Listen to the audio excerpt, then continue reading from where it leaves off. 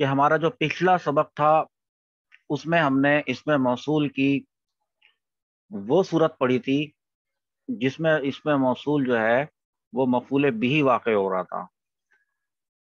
اور آج کا جو ہمارا سبق ہے اس میں جیسے آپ اسکرین پہ دیکھ رہے ہیں الذی اسم موصول یہاں پر آ رہا ہے، سورۃ البقرہ کی آیت نمبر 258 ہے. اور اس میں آپ نوٹ کریں کہ یہ جو الذی اسم موصول ہے اس نے اپنے بعد آنے والے کفرہ اس صلہ سے مل کر کیا بننا ہے.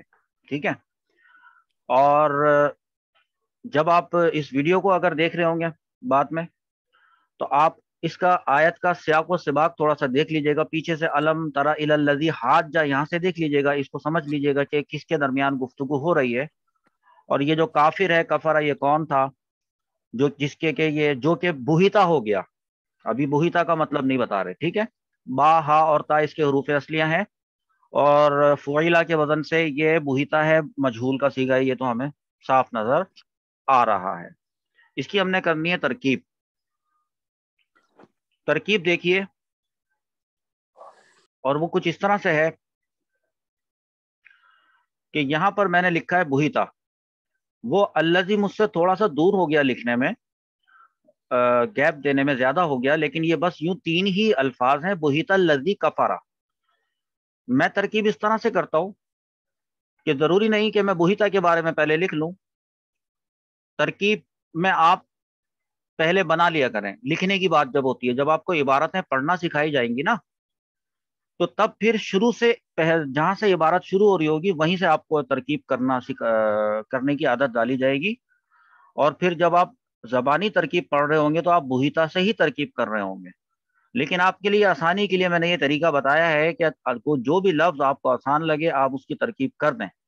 جیسے کفرہ، یہ فعل ماضی ہے، صیغہ واحد مذکر غائب ہے، ٹھیک ہے. اور ہوا ضمیر مستتر اس کا فاعل ہے جو کہ راجع بسوء اسم موصول ہے.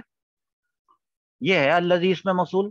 فعل اپنے فاعل سے مل کر جملہ فعلیہ خبریہ ہو کر تو اس نے کیا بننا ہے؟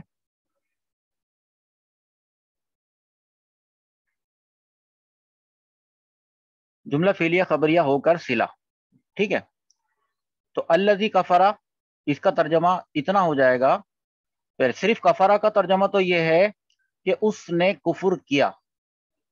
ٹھیک ہے، اس نے انکار کیا یا اس نے کفر کیا. ہاں، الذی کفرہ کا مطلب ہو جائے گا وہ جس نے کفر کیا. ٹھیک ہے، وہ جس نے کفر کیا. اچھا، اب بات آتی ہے بہیتا کی، کیونکہ اس میں موصول اپنے صلہ سے مل کر اس نے جو کچھ بھی بننا ہے وہ ڈیپینڈ کرتا ہے کہ اس سے پہلے کیا آیا ہوا ہے. تو اب ہم اس سے پہلے جائیں گے تو اس کی تو ہم نے ترکیب نہیں کی ہوئی تھی، تو اس کی ترکیب بھی مجھے بتا دیں کہ ہم اس کی ترکیب میں کیا لکھیں گے.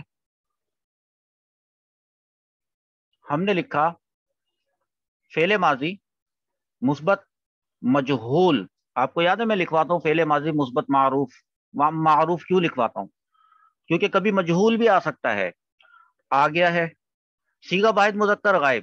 اب آپ یہ دیکھیے یہاں پر اس کو جو میں نے لکھا ہے کہ صیغہ واحد مذکر غائب ہے، اور آپ کو یہ بات بھی معلوم ہے کہ جو مجہول کا جو صیغہ ہوتا ہے، جو فعل ہوتا ہے، اس میں سے نائب الفاعل نکلتا ہے، فاعل نہیں. نائب الفاعل وہ تو میں نے یہاں پر کہیں نہیں لکھا. اس کی کیا وجہ ہے؟ اس کی وجہ یہ ہے کہ اگر میں یہاں پر بہیتا میں سے ادھر ہی نکال لوں نائب الفاعل، تو بہیتا کا مطلب ہوتا ہے ہوش اڑ جانا، مبہوت ہو جانا. تو یہ ہوگا کہ اس کے ہوش اڑا دیے گئے یا اس کے ہوش اڑ گئے. تو وہ جو اس کے ہوگا وہ ہوگا ہوا ضمیر، اس کے اندر مستتر نائب الفاعل، تو اس کے ہوش اڑ گئے.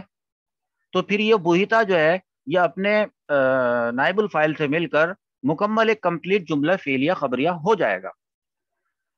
اگر ایسا کیا، جو کہ میں نے ایسا کیا نہیں ہے، اگر میں ایسا کرتا کہ میں اسی میں سے نائب الفاعل نکال لیتا تو پھر ترجمہ بنتا کہ اس کے ہوش اڑ گئے.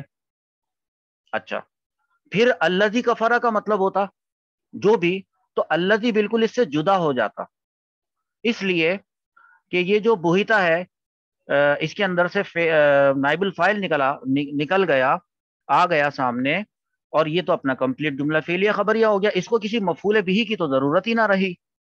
تو جب ضرورت ہی نہ رہی تو فیل، یہ جو فیل ہے نا، دیکھیے فیل، اس فیل کے بعد دو چیزیں آ سکتی ہیں. There are only two possibilities. Number one کے یہاں اس کے آگے فائل آ رہا ہو، فیل کے بعد فائل آ رہا ہو. اگر معروف ہے تو فائل آ رہا ہو، مجہول ہے تو نائب الفائل آ رہا ہو، یا پھر مفعول بھی آ رہا ہو.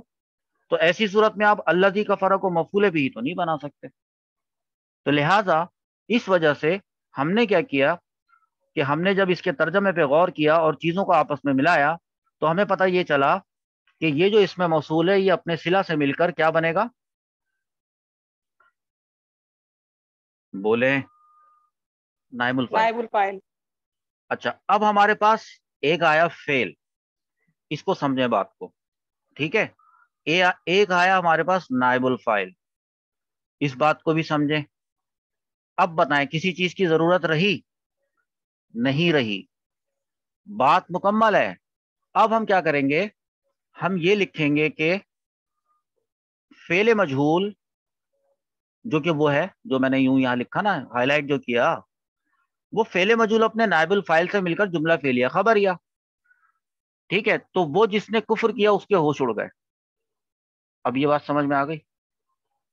تو بس یہ تو بہت ہی آسان سی ترکیب تھی. اس کو بتانے کا مطلب یہ تھا کہ چونکہ میں مقامات اور محل بتا رہا ہوں کہ اس میں موصول کس کس مقام پر آتا ہے، اور یہ ہمارا 16واں ہے، تو یہ کیا بنتا ہے؟ تو یہ اس محل پر آیا ہے.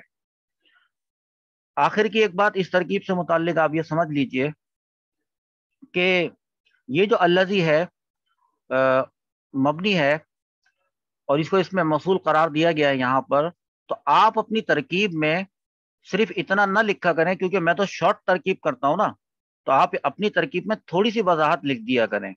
اور آپ نے وہ یہ لکھنا ہوگا کہ یہ جو اس میں موصول ہے الذی، یہ محلن کیا ہے؟ یہ محلن کی بات کسی کو پتہ ہے؟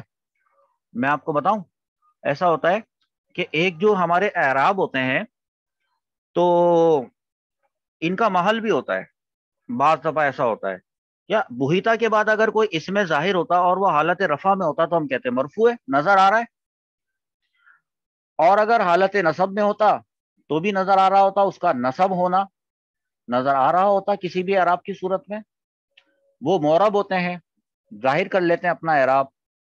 ہاں بعض دفعہ ہمیں کچھ ایسے کلمات کا سامنا کرنا پڑتا ہے جیسے کہ یہ ایک اسم موصول آ گیا ہے، یہ تو اعراب قبول نہیں کرتا، تو ظاہر بھی نہیں کرتا، اعراب بتانا تو ضروری ہے. تو لہذا یہ جو اس کا الذی کا یہاں پر اس وقت اعراب ہے وہ ہے کیا؟ مرفوع. تو آپ کو یہاں لکھنا پڑے گا محلن مرفوع. لفظاً تو نہیں ہے مرفوع، لفظی طور پہ تو الذی نہیں ہے، محلن مرفوع ہے، یہ لکھنا پڑے گا آپ کو. تو آپ لوگ جو ترکیبیں کرتے ہیں اس میں اس بات کو بھی شامل کر لیں. اور آپ کو یہ بات پتہ ہے اچھی طریقے سے کہ جو نائب الفاعل ہوتا ہے وہ کیا ہوتا ہے؟ اس کی حالت اعرابی کیا ہوتی ہے؟ مرفوع ہوتی ہے. مرفوع ہوتا ہے. تو یہ جو مرفوع ہونا ہوتا ہے یہ ثابت ہوا. ہم کہہ رہے ہیں کہ موصول صلہ مل کر نائب الفاعل. اب تو ٹھیک ہے، الذی کفرا یہ دونوں مل کر نائب الفاعل بن سکتے ہیں، اور یہ بن گئے. ایک بات یہاں پر ہماری مکمل ہوئی، اس کو اپنے پاس نوٹ کیجئے. اور اب ہم چلتے ہیں اپنی ایک دوسری ترکیب کی طرف.